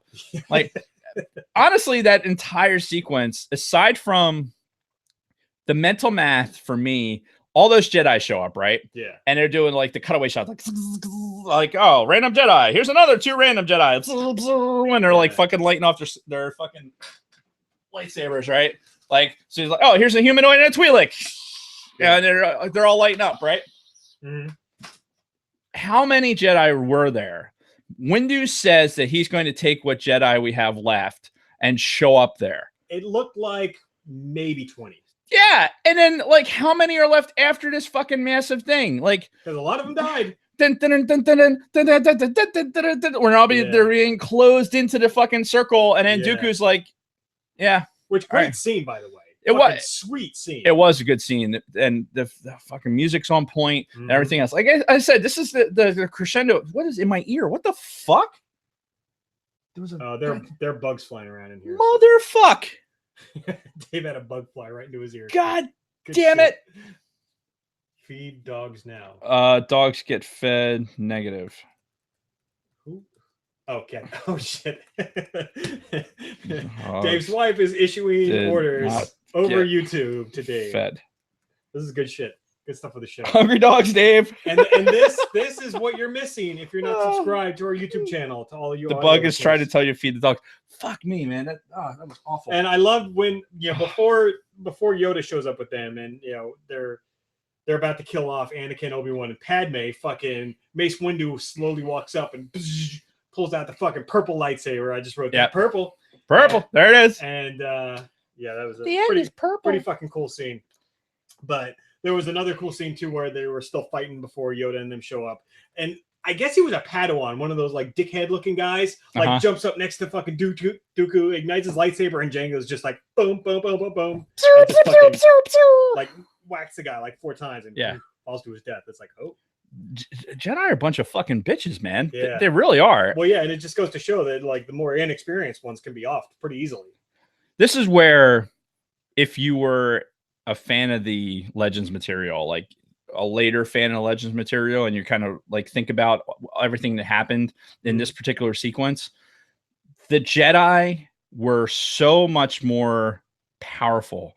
There were so much there were still like Team America World Police, right? Yeah. But there was structure and there was thought, and they would have never gone into this tactical situation that they went into with Mace Windu. Right. Like Mace Windu is a fucking idiot. And honestly, Mace Windu might as well just have fucking Palpatine's hand up his ass for making some of this dumbass decisions, relying on Yoda for everything.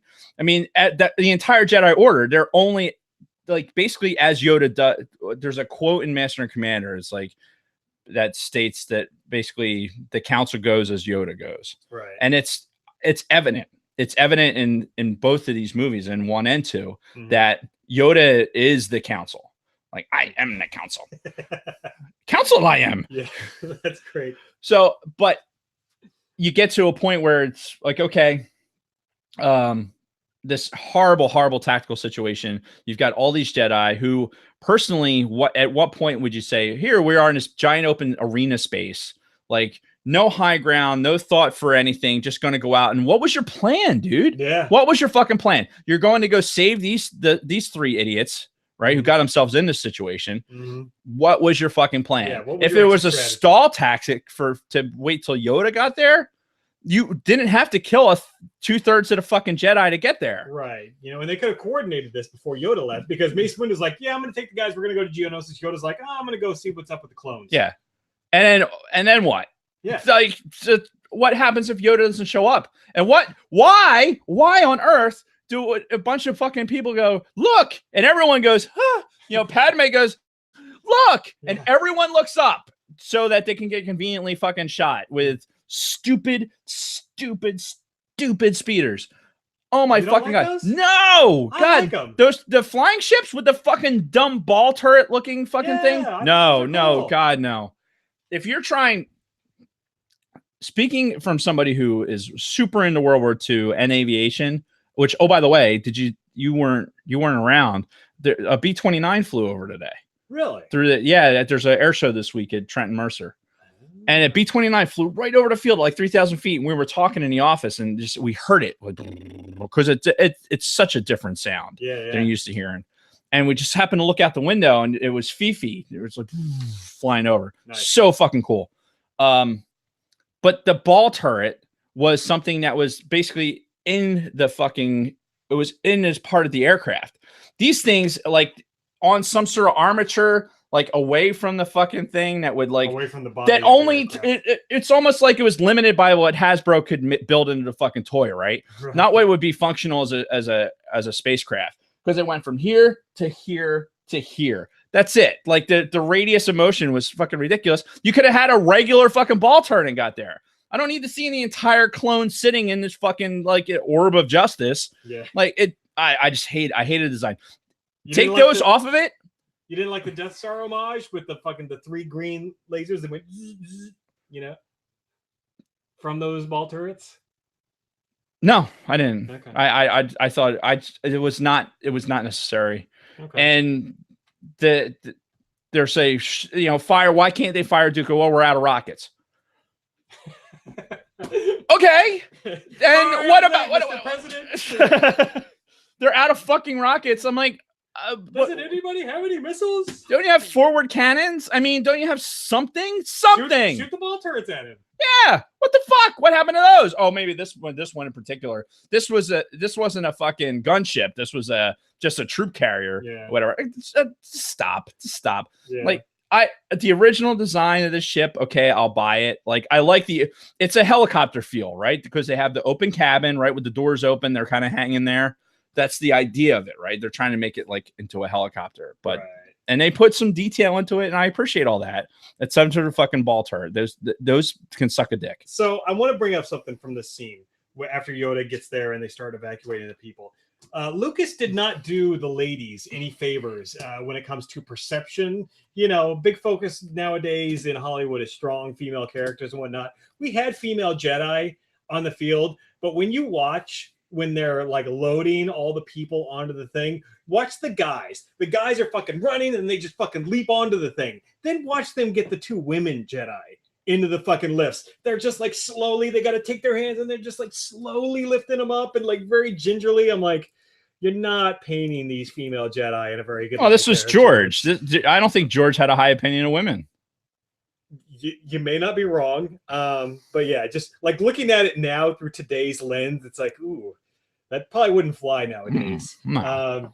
I find it rather comical. But it is. It's comical in a way that like it's not necessary. Like, you know, Right. they're Jedi. Why wouldn't they all be able to do the same fucking shit? And if you're like in the editing room and you see this, you're like, let's cut 5 seconds prior to watching these or guys let's fucking shit. like I'm just gonna cut this out and like Photoshop it so they're like looks like they're force sleeping or something. Like do something. Yeah. Oh god, it's so bad. Go anybody listening, go back and watch that scene when they're loading it's the Togruta female and then the Miralian, the green skin one.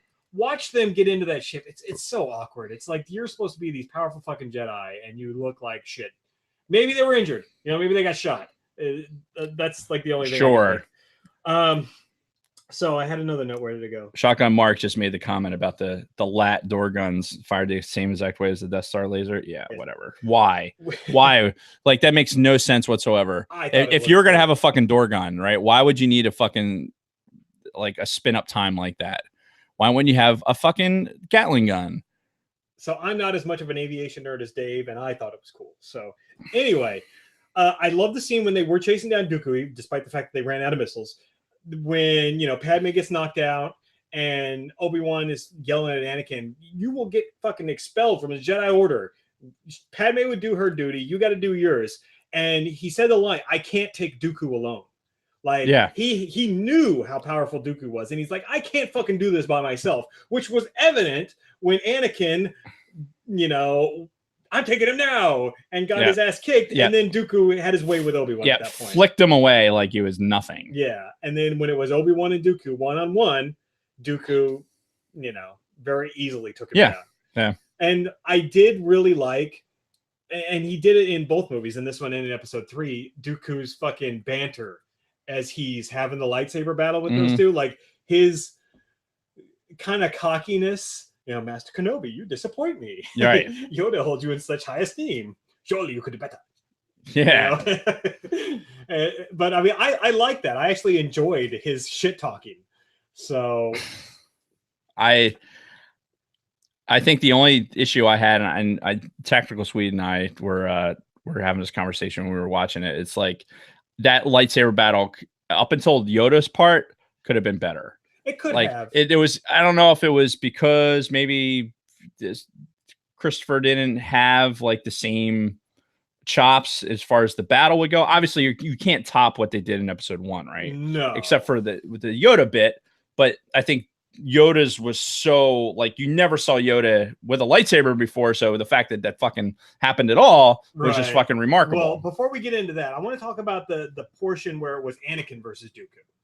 What did you think about this sequence? Because it was very different from anything that we'd seen before or have seen since. With like the lit faces. And yeah, like... it was like the different, like just like looking at their faces as they're kind of like twirling their lightsabers. And it wasn't a traditional like camera back, third person view, just watching them swing at each other. It was just like flashing back and forth between the two with the lighting and all that. Very different, very kind of stylized. I don't know if it was good, but it was unique. I think that if it had had more,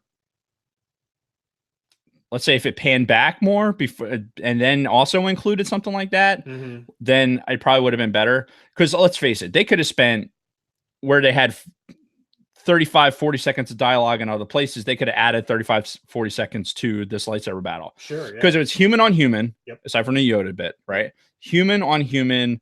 The fucking good versus evil, you have everything culminating right there. Yeah. That's the time to have your fucking 5 to 8 minute long lightsaber duel. Yeah. And I think they did it a little bit of a disservice. Now, again, I don't know if it was, you know, what's his nuts? Christopher Nolan? Christopher Lee. Lee. I'm sorry. Who's Christopher Nolan? The director of The Dark Knight. Oh, Jesus Christ. Christopher Lee. Yeah. Sir Christopher as the... Maybe just it was his limitations as an actor for what they could do with the sequence. Like 80 something at that point. Yeah, and you know maybe that they chose to do it close quarters like that. Yeah, well, maybe they didn't want to overshadow what was to come with Yoda. So Maybe. I'm sure I've told this story before, but I'm going to tell it again since we're actually talking about this movie. I saw this on opening night. It was like a Thursday midnight showing, same as I saw episode 1. Crowd was fucking hyped, despite the stumbles of episode 1. Everybody that was there that night was still fucking hype. We had some ups and downs throughout the movie. We had this scene, which was cool and all. Fucking Dooku chops down both Obi-Wan and Anakin, and he's just standing there. And then you hear the cane, and the crowd goes fucking nuts in this theater. Yep. It was the best fucking atmosphere you could imagine on this opening night. And then they saw that fucking shadow of Yoda, and everybody's like, fucking yeah! And it was probably the single best experience I've had being in a theater watching a Star Wars movie for the first time. That one moment where, Dooku's standing above the other two. He's like, I think. Yeah. And fucking Yoda coming around that corner. And then when he pulled out the lightsaber and he fucking leaps at him, everybody's like, fuck yeah! It was incredible. And that's where whatever money they didn't spend on the CGI earlier, that money paid off, because it was pretty seamless. Yeah. With that sequence. Selsky had put something in there. Yeah, I have an issue with the physics for the Yoda part. Like, yeah, am I like just that part? Yeah. But from a CGI perspective, it was excellent. I would have never have thought if you had told me that I'm going to see Yoda in an epic lightsaber duel, I'd be like, why? Yeah. Why on earth would I need to see that? Because what I would imagine, because remember, this was pre-CGI Yoda from episode 1. We saw episode 1 with the fucking puppet. Yep. So now to see him CGI looked way better. Yep. So I think there wasn't a single person that's like, oh yeah, I like the puppet better. No. And then to have Yoda aged, but then using the Force to be able to have this battle, their displays of the Force. There's something, as when I first saw this is something that brought me into like thinking a little bit larger about the Force, is when Dooku says to Yoda, we're obviously not going to win this by people's knowledge of the Force, right? That's probably the first real time where I thought about the Force as being something that you could like learn and adapt to. You know what I mean? It's not just something like you have to increase your knowledge in the Force to be able to use certain things in the Force. And I don't think I thought about it at all until that particular moment. Yeah. When they're like, he's using the lightning bolts and Yoda's absorbing it like a fucking animal, right? And throwing shit back at him. I didn't really think of it in those terms. But it made sense, younglings don't have that ability. No younglings. Fucking even Luke didn't have that ability. He wasn't catching fucking Palpatine's lightning. Fucking hand. Yeah, he was. He was catching it all over his fucking body. Like, oh, it's the worst day ever. No, you're right though, and it just shows how powerful they both were in the Force. And Dooku's like, all right, well, obviously this isn't going to settle things. The only thing that is the fucking lightsabers. And that's when that whole thing started. And then, of course, when it was all said and done, Dooku drops the pillar. Yoda has to save those two. Dooku gets away. Right. Things are quiet again. And Yoda brings the fucking cane to his hand. Clink. And then the whole crowd went fucking nuts again, like laughing. And that was, again, that is good humor, George. Yeah. After Yoda expends all this fucking energy, like doing this crazy shit, then all of a sudden just... Oh God. And that's good. That's funny. Not fucking, oh, this is such a drag. I'm quite beside myself. Oh God.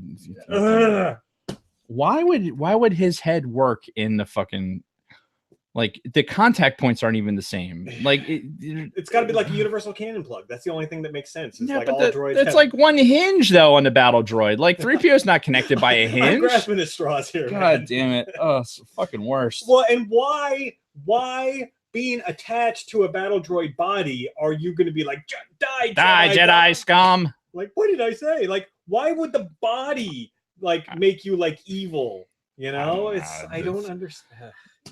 Like that whole fucking C-3PO scene killed what would have been a phenomenal like final 30 minutes of this movie. And yeah, you know what? Killed is probably a strong word. It definitely was unnecessary. It was like you know, they're like, yes, yes, yes. Oh God, all right, no, yes, yes, yes. It definitely it leveled it off when the shit that was happening, the the tanks that are shooting at the target, all your fire on the fucking starship, at the ET fucking starship going up, and basically that scene right there. Okay, you want to talk about something that changes your perception of the real something in real life forever. Those fucking spaceships, like all on the ground in this movie, you'll never drive by a fucking oil refinery and look at that shit the same way again. Like every time I drive by one of those things, that's what I see. It's one of those fucking things, waiting for it to, and then to have the starship physics, right? Sweden and I were talking about this. Like, boom, they shoot the thing down, right? It falls out of the sky, and there's this huge fucking dust cloud. Yeah. Like, now they're all fighting inside the fucking dust cloud. Yeah, because this thing is fucking massive. Yeah, you got to imagine that's what would happen. It's like, okay, any debris or anything else is going to completely change the battlefield. And it did. You know, you have this brownout that's happening through that, and then as the other ones are flying out of it, then it clears up. Yeah. And it's that part of it, and I think I've spoken to it before. Yeah, it's a word. Speaking to it before, one of the best parts of episode 2, I think, is those giant battle scenes. You know, the blaster fire, some like camera air quote work, like when there's like switching, like this one fired and switching to another one and closing up real quick. Yeah. Like, okay, yeah, I could do without that, but the realism of the sequence and like actual applying battlefield physics to it with brownouts and some shit like that. I really like that. And even like there's one scene too where you see fucking Kit Fisto, the green tentacled Jedi, fighting alongside some clones, and you see some fucking clone corpses kind of like right there in the scene, and that kind of brings more of that realism. And we could have a whole discussion. I think we've kind of touched on this in the past about, you know, the ethics of the clone army. You know, breeding these fucking humans strictly for the purpose of just like mass throwing them cannon fodder. Yeah. You know, Operation Human Shield. Yeah. Basically. Yeah. And, you know, we could talk about that for, you know, an entire episode, but, and we've barely touched on the clones in general in this. It's because this like the guys were saying in the thing, this is probably, if anything else, it's a good lead in for getting us to watch Clone Wars. Yeah. You know, for in between this, because then we could dissect the clones even more. Sure. And, you know, obviously the clones themselves have grown as characters. Even in episode 3, you get some of it, but then really in the Clone Wars and even into Rebels, you know, you see that evolution of those characters and how they do eventually become individuals. And this is just like the start of it. This is when they're all just fucking the same mindless drones, exact same uniforms. Yeah, there's a couple of like leader ones that are wearing like different colors. I equate it to the rope system in fucking basic training. Yeah, like oh look, there's a green rope, there's a fucking yellow rope, there's a red rope. Yeah, but you don't have as much variance as you see later on in this movie, because again, this is just the start of all of this. This is before the 501st and all that other shit. Yeah. So, I mean, overall, kind of like I said at the beginning, this movie is kind of like a fart in church for the first half to 3/4, and then I would go so far as to say really the 2/3. Yeah, 2/3 of this movie, the first 2/3 are just ugh, and then it starts really picking up and ramping up, and it really makes you want to get, like, if you're going to have a bad part of the movie, you're better off having the beginning of it bad so that you can fucking finish strong. Yeah, and I think, you know, my love for this movie was because of how strong the end is between the big battle. Like, you start in the arena, then the Jedi show up in the arena, then the other Jedi and the clone show up in the arena. Big fucking battles. Then the whole thing with Dooku, the multiple lightsaber battles. It all culminates into a really good conclusion. Clone Wars have begun. Yes. And then even the very end, before the fucking cutscene to Anakin and Padme, you know, they're with their whatever it is. It's not really making out. It's like more like they're getting married. Well, no, I know, but it looks like he's licking her face, or she's licking his face, or something. There's like this weird, like, bing, bing, bing, bing. I missed bing. that. Yeah, it's fucking weird. And then, but showing all of the rank and file of all the fucking clones getting into the fucking Star Destroyers or the cruisers, the cruisers and everything else, like Yeah. the massiveness of that, like, and Palpatine inspecting the troops basically. With Organa, Bail Organa just kind of looking off to the side, like Space Jimmy Smith's going, "Oh no, it's the Yeah. worst day ever. Yeah. I don't like any of this." Well, and did you notice fucking blue horny guy? Like during that scene, he's like, oh, Yeah. you know, He's like he's grabbing his own horns, twisting them, like, oh yes. Yeah, he's having a very orgasmic moment at that point as he's looking over the fucking clones. Weird. Yeah, 6 points for fucking watching the clones. Yeah. So, and that's Attack of the Clones. I mean, obviously there was so much more we could have gotten into. Yeah. But it's a short podcast. The Clone Wars have begun. That is begun. The Clone Wars have. Yes. Again, we're talking about. I'm listening to Rain. Your first 2/3 of the movie, last third of the movie, really good, really good. Like good Star Wars, just a good movie in general. Yep. And even you think about the aggressive negotiations a bit, yeah. All right, she looks good in that. Like she's does. looking up, like got her fucking gun. She's like, like her hair is kind of messed up. She's got like a fucking one. Yeah, Tactical Swede would call her a gun bunny at that point. Nice. But yeah, I think I'm ready. I'm ready to go watch number 3. Are you? I mean, it does. It kind of. I do want to look, guys. The Clone Wars are a fucking major undertaking. It is.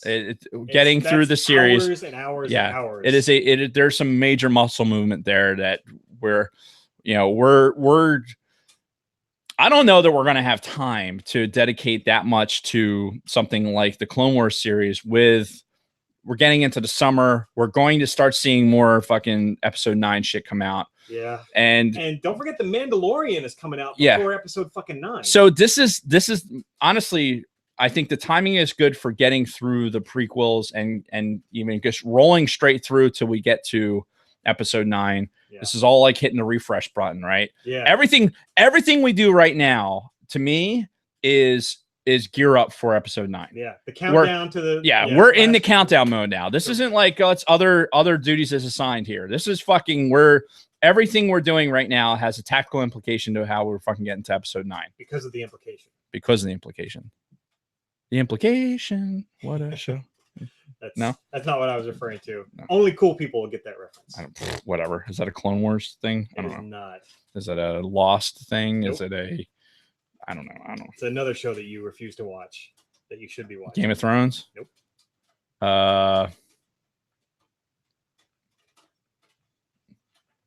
She doesn't know if she wants to sleep with me, but she's not going to say no because of the implication. It's Always Sunny? Yes. Anyway. All right. I totally derailed myself. Can we get a summary of what?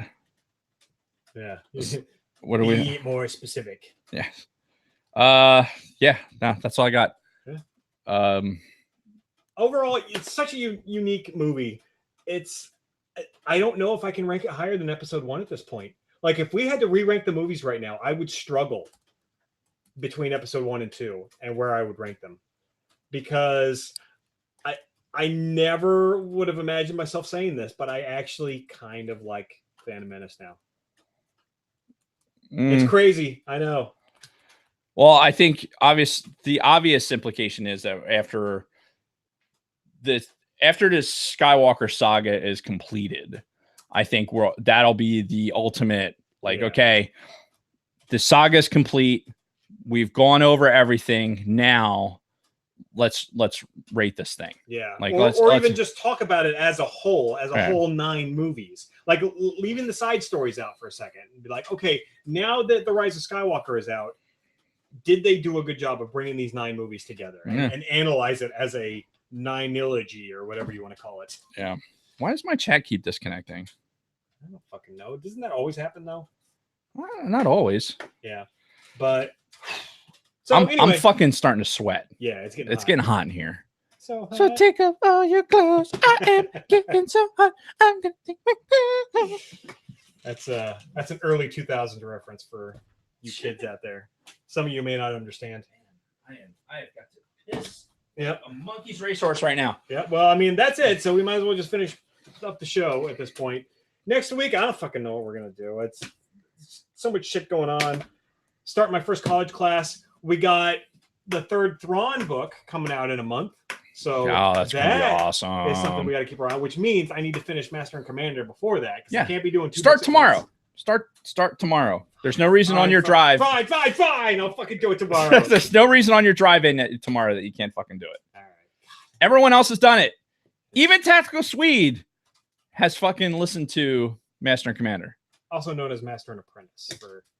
Yeah, if anybody's lost, what the fuck we're talking about. Like, yeah, why do they keep saying that? Don't they know it's really Master and Apprentice? Yes, we know. Yes, we know. A lot funnier.